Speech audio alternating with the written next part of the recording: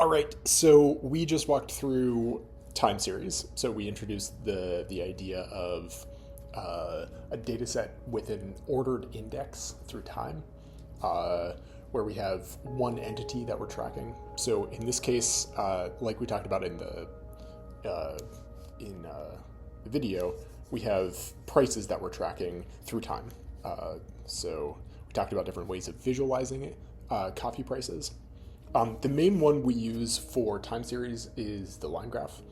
So we have time on the horizontal and whatever it is we're measuring on the vertical axis. And so we walked through these basic ideas. What we're doing in this exercise is just working with these kinds of data sets where we have an ordered index.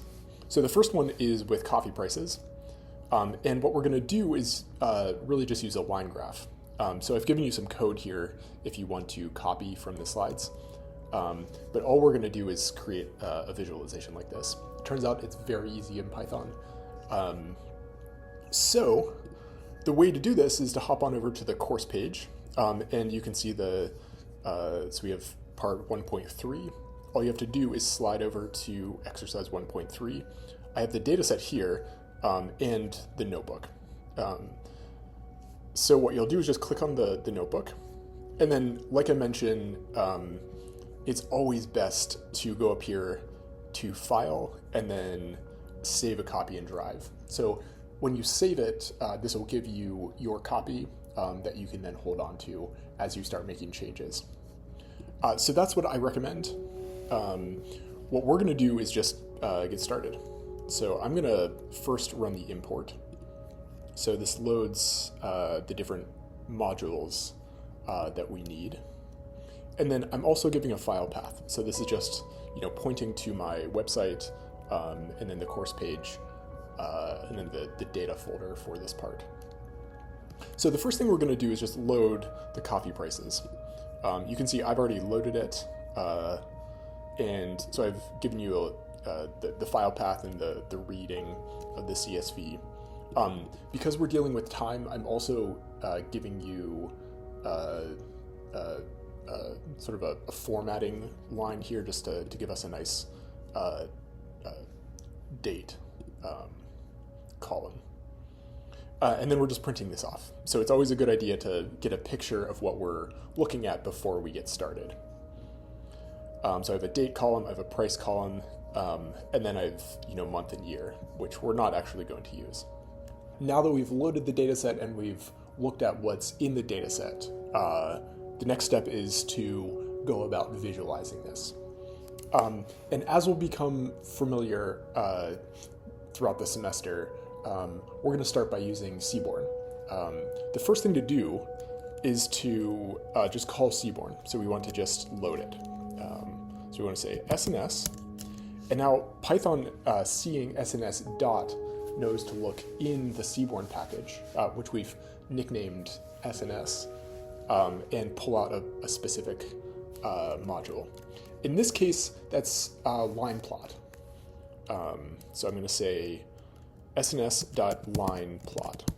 So we're opening the first box of Seaborn and then getting a smaller box from within it. So that's the line plot package. Okay, so then we have line plot. The first thing to do is to tell Python what data set to use. So we could say data is equal to prices. But because this is the first entry in the function, we actually don't need data. We can say prices. If you'd like to be specific about assigning prices as the data, you can do that. But I think for my purposes, I prefer to not write data. This is just telling Seaborn that the first entry is just always going to be the data set. Okay, so then the next thing is we want to specify the x-axis. So in this case, I'm going to say x is equal to, and then parentheses. And this indicates to Seaborn in the line plot function that we're going to tell it which column to use as the x-axis. In this case, it's just date. So we'll put date here. And then for the y-axis, we want prices. So with the price data. So we have price. And you can see printing out the data set like this before we get started makes it a lot easier to know what to do. So we have our x and our y, and now I'm just going to run this. And we get a nice line plot. We can make this better if we want, but this is a pretty good place to leave it. If we wanted to add a title, we could just say SNS dot, or I guess PLT dot title. I don't think Seaborn has a title function built in, but matplotlib does. So PLT dot title, and then we'll just say coffee prices. And that gives a little more information about what the prices and the date are about.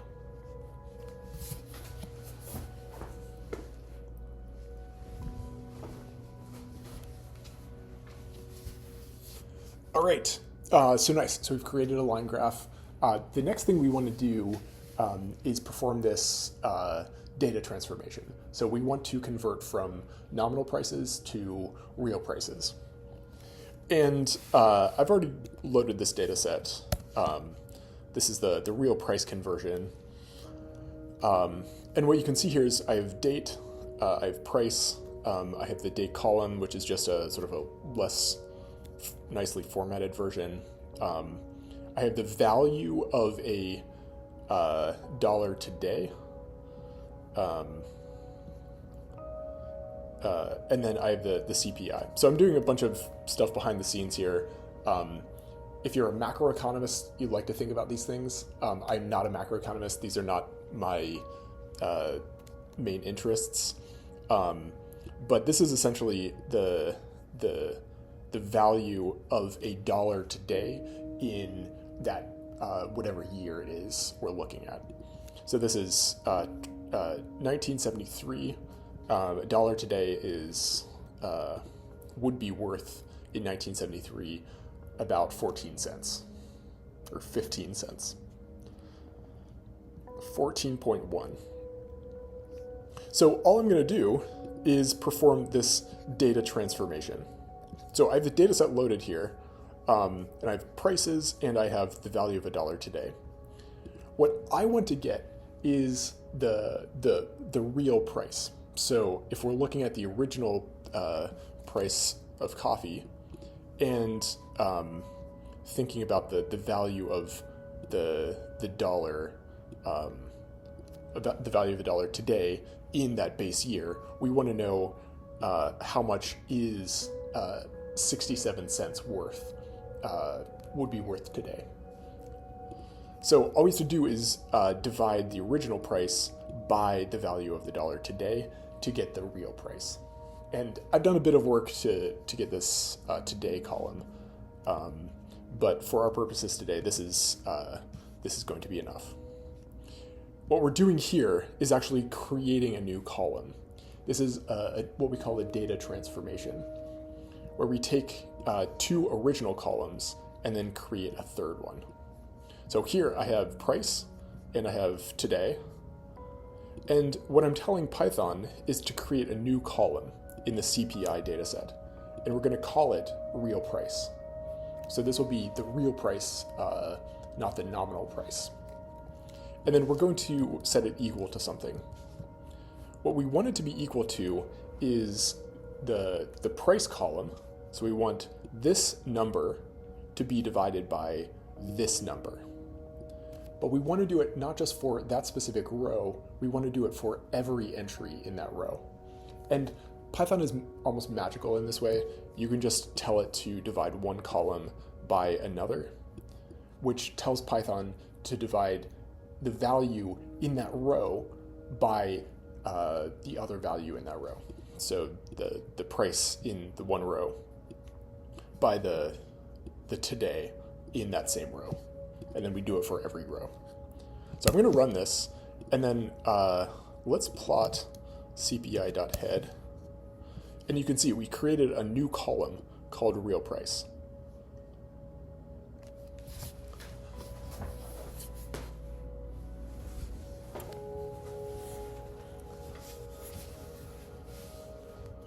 And what this real price tells us is essentially the value of the price in that year if it were measured in today's dollars. So this is essentially the value that we had, essentially the cost, the price of coffee. Okay, so nice. So we've done all of this. Now all we have to do is just create a line graph. This is the part of the video where I recommend you pause this and try to write out this code on your own. You're going to do this in your homework, so this is a good chance to test yourself. I'm just going to talk through how I would think about this. The first step is to call Seaborn. So the way I would write this out is SNS. And then I would, so we get some nice code hints here from Gemini. I'm going to try to avoid them. Not because they're bad, but just as a good test. And that's how I would recommend you start out writing code. Try not to rely too much on the code hints.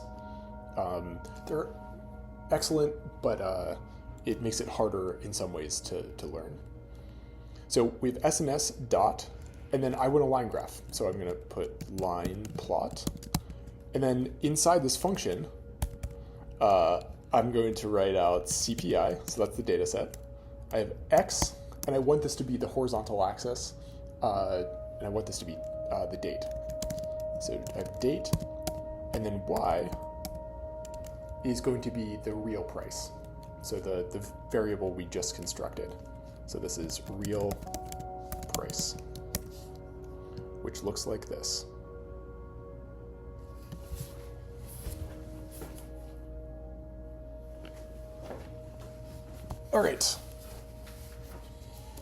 All right, so this is pretty good. The next thing I would do is probably just give it a title. Gemini knows to do this, so I'm just going to tab through. Just plt.title, and then you give it a title. All right, and then I can right-click on this, click Save As into my Downloads folder.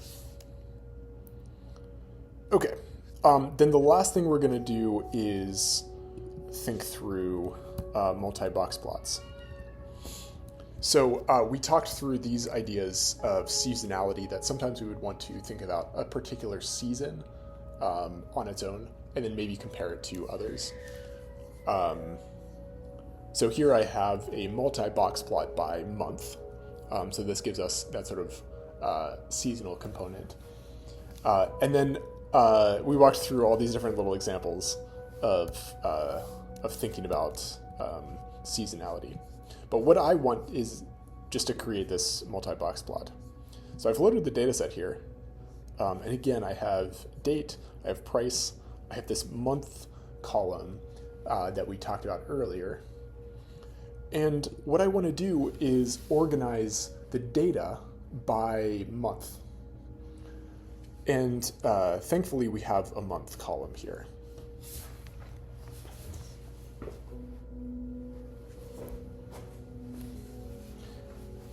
So thinking about the month, we want to essentially create separate categories on the vertical axis. And we're going to give each one of those month categories its own box plot. So let's just think through the syntax of how we write Seaborn code. So the first thing to do is sns.boxplot. And I'm going to exit out of these things. So the first thing we want to do is just tell Seaborn what data set to work with. So I have prices. And then I want the y-axis to be the month. I want a separate box for each month. So I'm going to have x is equal to this column, the month column. Whoops, I want this to be the y. You could do it as x. It would just create box plots vertically, but I actually want this to be horizontal. And then I want the x values to be the prices. So this is going to be a box plot because we're telling it to create a box plot. we want separate y values for each one of the months, and then we want prices on the horizontal. So this is the basic syntax. I'm going to run this, and we'll check what's going on here. So here I made a syntax error. So I said prices instead of price. If I take off the S, I'm going to get a box plot that looks like this. This is a little different than